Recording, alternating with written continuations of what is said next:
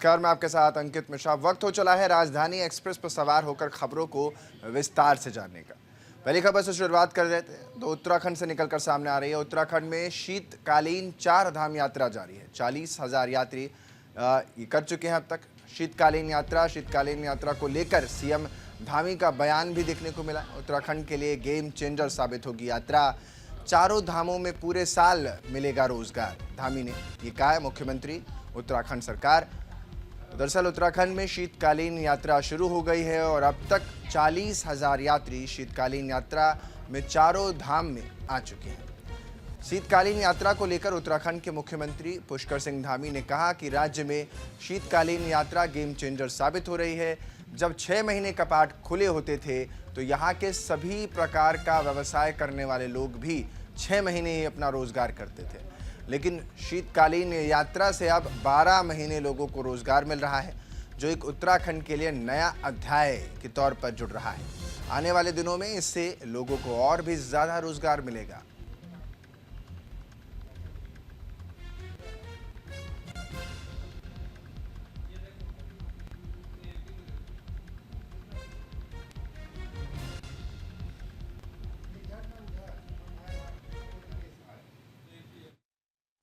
एक game changer साबित होने वाला है, क्योंकि 6 माह जब कपाट खुले होते हैं हमारे धामों के, उस समय यात्रा बहुत जोर शोर से चलती है। उस दौरान हमारे व्यापारियों का काम चलता है, होटल वालों का काम चलता है, घोड़ा खच्चर वालों का काम करता है, डंडी कंडी वालों का काम चलता है, टैक्सी वालों का काम चलता है। अनेक प्रकार के सभी लोगों को कुछ न कुछ काम मिलता है, सबकी आर्थिकी चलती है, व्यापार चलता है, कारोबार चलता है और ये लाइफलाइन है। लेकिन 6 माह यात्रा जब बंद हो जाती थी, कपाट बंद हो जाते थे, तो उनका कारोबार बंद हो जाता था, उनको अन्य स्थान अपने सब काम बंद करने पड़ते थे।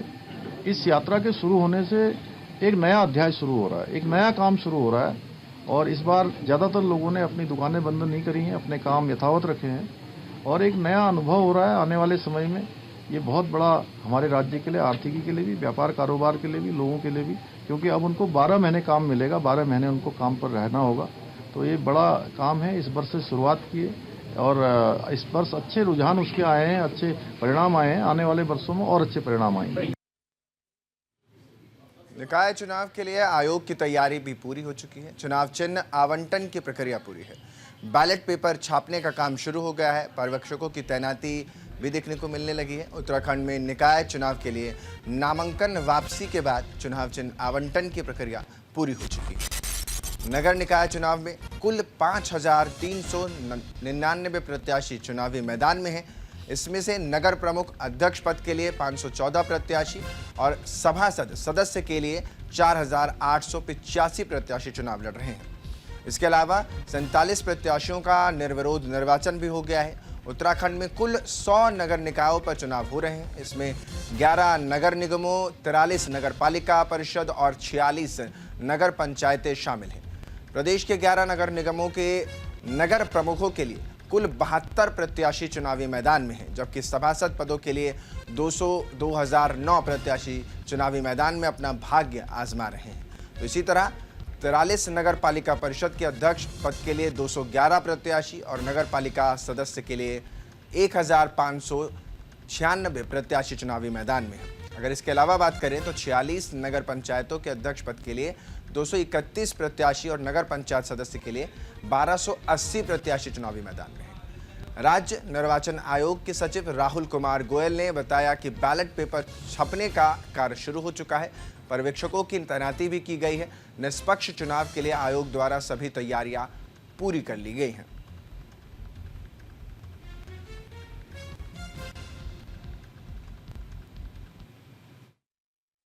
कार्य पूर्ण सुरक्षा मानकों के साथ ही किया जाता है और पूर्ण सुरक्षा के साथ पुलिस प्रोटेक्शन के साथ ही उसका मूवमेंट किया जाता है और निर्वाचन प्रारंभ होने से निर्धारित समय से काफ़ी पहले ही बैलेट जो है अपने यथास्थानों पर पहुंच जाएगा और उसके बाद जो है जब रवानगी होगी हमारी पोलिंग पार्टीज़ की तो उनके पास वो उपलब्ध रहेगा। पर्याप्त संख्या में इस चीज़ को इंश्योर किया जाएगा।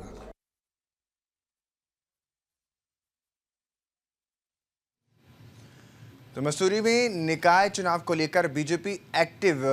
बीजीवाईएम की राष्ट्रीय उपाध्यक्ष ने संभाला मोर्चा। बीजेपी कार्यकर्ताओं से नेहा जोशी ने मुलाकात की है। बीजेपी कार्यकर्ताओं को जीतने की टिप्स भी दिए। चुनाव में एकजुट होकर काम करने के निर्देश भी दिए गए हैं। तो दरअसल मसूरी नगर पालिका चुनाव के रण को फतह करने को लेकर भारतीय जनता पार्टी के दिग्गज नेता भी चुनावी मैदान में उतरे हुए हैं, जिसको लेकर भारतीय जनता पार्टी युवा मोर्चा की राष्ट्रीय उपाध्यक्ष नेहा जोशी ने मसूरी में बीजेपी कार्यकर्ताओं से मुलाकात कर उनमें जोश भरने का काम किया है। नेहा जोशी ने कहा कि मसूरी नगर पालिका में पहली बार पूर्ण बहुमत की भारतीय जनता पार्टी की बोर्ड बनने जा रही है, परंतु उसके लिए सभी बीजेपी कार्यकर्ताओं को एकजुट होकर काम करना होगा। नेहा जोशी ने कहा है कि कांग्रेस पार्टी के प्रत्याशी चुनावी मैदान में नहीं दिख रहे हैं। पूरे प्रदेश में कांग्रेस पार्टी का हाल बेहाल है। कांग्रेस के कार्यकर्ता आपसी लड़ाई में ही व्यस्त नजर आ रहे हैं और इसी बीच उन्होंने बीजेपी की जीत का भी दावा किया है।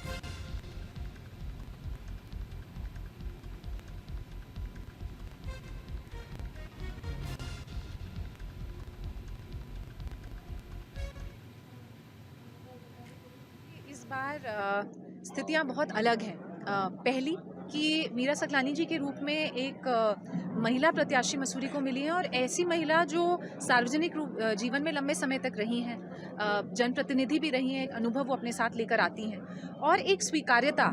जब मैं यहाँ अलग अलग वार्डों में जा रही हूँ तो एक स्वीकार्यता उनके नाम को, उनके चेहरे को लेकर मैं देख रही हूँ और एक पॉजिटिविटी है। ये वही मसूरी है जिसने बार बार भारतीय जनता पार्टी को विधानसभा लोकसभा में एक बढ़त दी है, हमेशा यहाँ से आगे रहे हैं, चाहे हमारे सांसद हो या विधायक हो।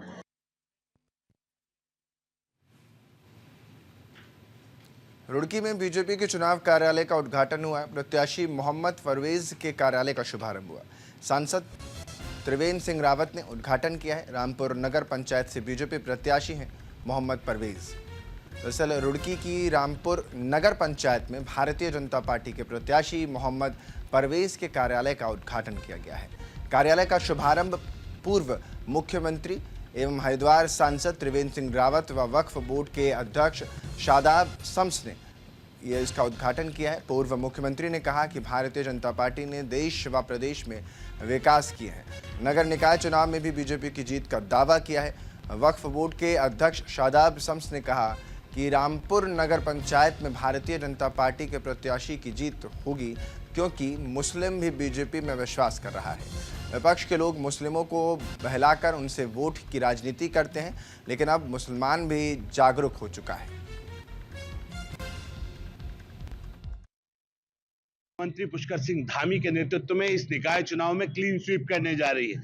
ये चारों तरफ जो नजारे दिख रहे हैं आपको, और अब तो मुस्लिम समाज भी बहुत तेजी से भारतीय जनता पार्टी के साथ जुड़ रहा है, क्योंकि वो भी समझ चुका है अगर क्षेत्र का विकास चाहिए तो विकासवाद की राजनीति पे आना पड़ेगा। और इसलिए हम पूरी तरह से आश्वस्त हैं कि अब रेगिस्तान में भी कमल खिलने वाला है। नगर निकाय चुनाव की तैयारियां जारी हैं। चुनाव को लेकर हरिद्वार पुलिस ने भी कमर कस ली है। संवेदनशील मतदान केंद्रों पर विशेष सुरक्षा इंतजाम किए गए हैं। अवैध शराब के खिलाफ पुलिस की छापेमारी लगातार देखने को मिल रही है। तो हरिद्वार में नगर निकाय चुनाव को लेकर पुलिस पूरी तरह सतर्क हो गई है। एसएसपी प्रमेंद्र सिंह डोभाल ने बताया कि चुनाव को निष्पक्ष और शांतिपूर्ण ढंग से संपन्न कराना एक बड़ी जिम्मेदारी है, जिसके लिए व्यापक इंतजाम भी किए गए हैं। एसएसपी ने जानकारी दी कि सर्किल अफसर, जोनल और सुपर जोनल अधिकारियों की ड्यूटी निर्धारित कर दी गई है। जल्द ही बूथ स्तर पर भी सुरक्षा कर्मियों की तैनाती सुनिश्चित की जाएगी। इसके साथ ही चुनाव से पहले किसी भी प्रकार की अवैध गतिविधियों को रोकने के लिए पुलिस ने अवैध शराब के ठिकानों पर छापेमारी अभियान भी तेज कर दिया है। तो वहीं चुनाव के दौरान शांति बनाए रखने और कानून व्यवस्था को सुनिश्चित करने के लिए हरिद्वार पुलिस लगातार निगरानी कर रही है। इसके अलावा संवेदनशील और अति संवेदनशील मतदान केंद्रों पर विशेष सुरक्षा इंतजाम भी किए गए हैं।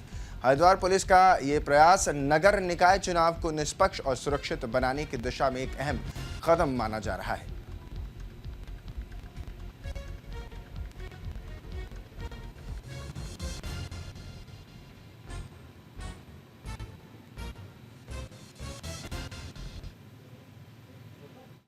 तारीख को हमारा नगर पालिका नगर निगम के जो चुनाव हैं उसको लेके हम लोगों के द्वारा जो ज़रूरी हमारे जो इंतजामात हैं वो पूरे कर लिए गए हैं। इसके लिए जो सर्कल अफसर्स की ड्यूटियाँ, जोनल, सुपर जोनल की ड्यूटी हम लोगों के द्वारा ऑलरेडी असाइन कर ली गई हैं।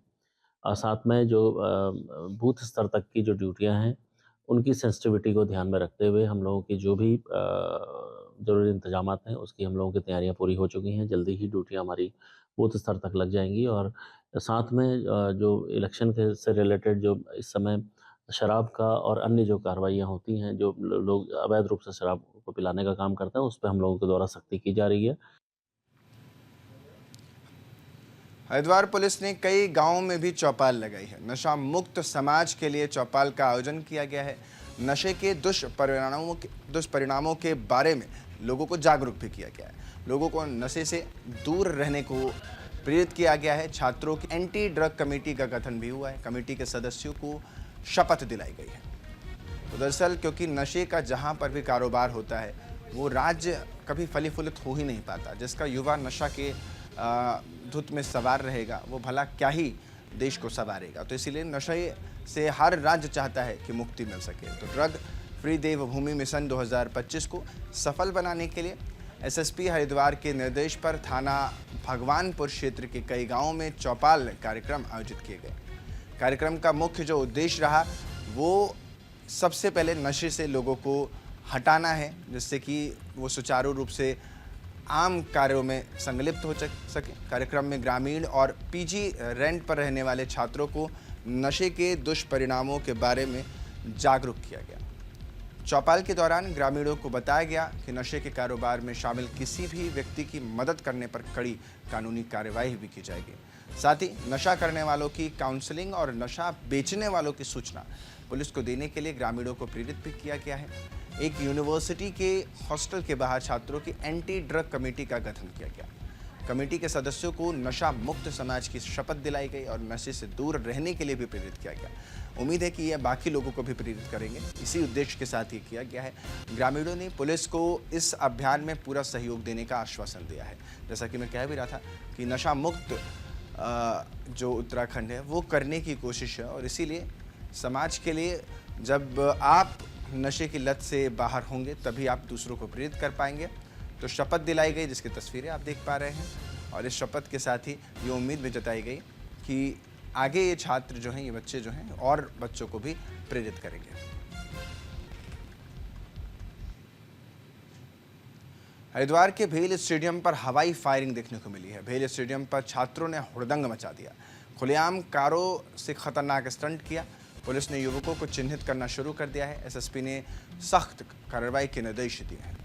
दरअसल हरिद्वार के भेल सेक्टर 4 स्टेडियम यानी सेक्टर 4 के स्टेडियम के पास एक नामी स्कूल के छात्रों ने जमकर हुड़दंग मचाया। ये तस्वीरें आप देख पा रहे हैं। कारों से स्टंट करने के साथ ही खुलेआम हवाई फायरिंग भी की, जिससे लोगों में दहशत फैल गई।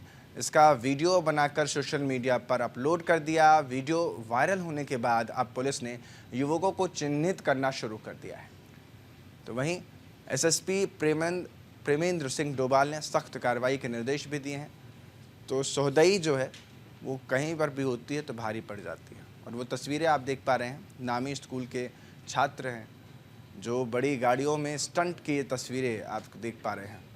तो वहीं दूसरी तरफ फायरिंग की वारदात को भी अंजाम दिया। रील और लाइक्स सब्सक्राइब बटोरने के चक्कर में दूसरों की जान भी ख़तरे में कई बार डाल देते हैं। और ये तस्वीरें देख पा रहे हैं आप, किस तरीके की तस्वीरें हैं और ये चिन्हित जो लोग हैं उनमें से उनकी तस्वीरें भी कुछ यहाँ पर सामने आ रही हैं। ये तस्वीरें आप देख पा रहे हैं।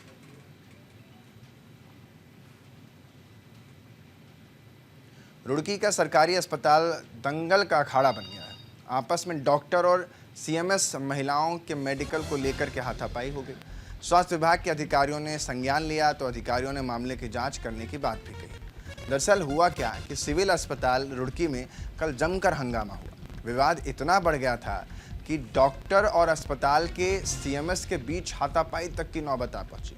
ये पूरा विवाद एक महिला के मेडिकल को लेकर हुए विवाद से शुरू होता है। स्वास्थ्य विभाग के अधिकारियों ने भी इस मामले का संज्ञान लिया और मामले की गंभीरता को देखते हुए जांच करने की बात कही है। जानकारी के मुताबिक एक महिला सिविल अस्पताल रुड़की में अपना मेडिकल बनवाने के लिए पहुंची थी।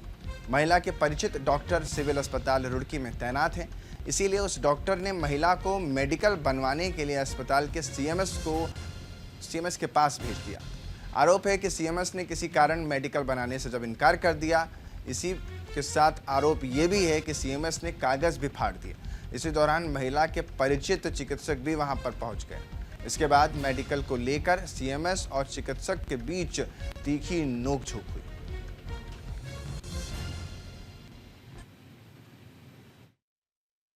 रुड़की में संयुक्त निदेशक के पद पर कार्यरत हूँ। मैं बाल रोग विशेषज्ञ भी हूँ और मैं पहले वहाँ सीएमएस रह भी चुका हूँ 2018 में। परसों एक कोई मेरे परिचित का मेडिकल था, तो मैंने सीएमएस के पास भेज दिया था मेडिकल, छुट्टियों का मेडिकल था बनवाने के लिए। तो उन्होंने मेडिकल उसका फाड़ के फेंक दिया। इस संबंध में जब मैंने आज उनसे, जब ओटी से निकल रहे थे हम एक बच्चा देख करके, तो मुझे वहाँ मिले। मैंने उनसे यही बात करी कि आपने उसका मेडिकल फाड़ क्यों दिया, आप नहीं बनाते, मना कर रहे थे, कहीं और से वो बनवाती अपना। इस पर वो उत्तेजित हो गए, मुझे गाली गलौज करने लगे और जान से मारने की धमकी देने लगे। वो ये कहने लगे कि मैं सीएमएस में जो चाहूँगा सो करूँगा, तेरी नौकरी खा जाऊँगा। उसके पश्चात मैंने उनको रोकने की कोशिश की तो और उत्तेजित हो गए और उन्होंने हाथापाई कर दी, मेरे पे थप्पड़ चलाया, मेरा गला दबा के उन्होंने मारने की कोशिश की। रुड़की के महमूदपुर बवाल पर एक्शन देखने को मिला। पुलिस ने 8 आरोपियों को गिरफ्तार कर लिया है, 21 को नामजद और 50 आरोपियों पर केस भी कर दिया है। मौके पर भारी पुलिस बल की तैनाती हो गई है। दरअसल रुड़की के महमूदपुर गांव में राजनीतिक वर्चस्व को लेकर 2 पक्षों में विवाद का मामला देखने को मिला, जिसमें पुलिस ने एक्शन भी ले लिया है। मामले में पुलिस ने 8 आरोपियों को गिरफ्तार किया है। तो वहीं कलियर पुलिस ने घटना में शामिल 21 नामजद और 50 अज्ञात आरोपियों के खिलाफ अन्य धाराओं में मुकदमा दर्ज किया है। एसएसपी हरिद्वार ने घटना का संज्ञान लेते हुए सख्त कार्रवाई के निर्देश भी दिए हैं। शांति व्यवस्था बनाए रखने के लिए मौके पर भारी पुलिस बल की तैनाती भी कर दी गई है। आगामी नगर निकाय चुनाव को मद्देनजर आदर्श आचार संहिता का पालन सुनिश्चित करने के लिए पुलिस एक्शन मोड में नजर आ रही है और उसी के चलते ये बड़ी कार्रवाई देखने को मिली है।